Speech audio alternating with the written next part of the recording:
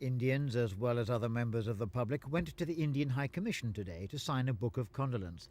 For many, including those who work in the High Commission, the shock of Rajiv Gandhi's assassination yesterday was still with them. It's still unclear who's being held responsible for his death. As a politician in a highly volatile society, he had many enemies, among them some Tamils who've been fighting in a civil war in Sri Lanka against Indian troops. In my last trip to Delhi, I explained these positions, the Tamils' contribution towards India's unity.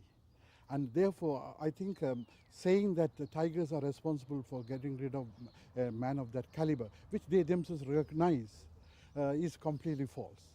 But do you think the fear of a backlash is worse now because we've seen Gandhi's death? I think it has been growing, and this sudden disappearance suddenly in the scene of Rajiv Gandhi is causing that great danger. And this is a very dangerous situation or period in which the Tamil community is living.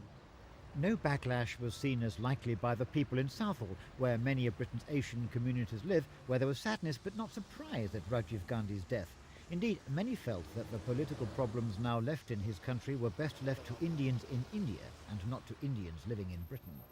I shouldn't think it affects here at all, because I've been here too long and my kids are born here.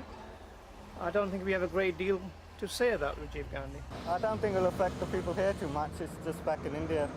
There could be a lot of violence as a consequence of it, but I don't think there won't be that much effect here. I think they should take more interest here, in the politics here rather than in India, because, they're living here.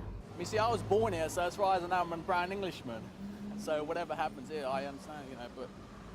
So the assassination of Gandhi doesn't have any particular meaning for you? Not to me, but to my parents it does. Nevertheless, Rajiv Gandhi's murder is yet another tragedy in the history of the subcontinent's greatest modern political dynasty, and prayers for him and for his country will continue to be said in the Hindu temples of Britain as they will be in India. Christopher Rainbow for Thames News.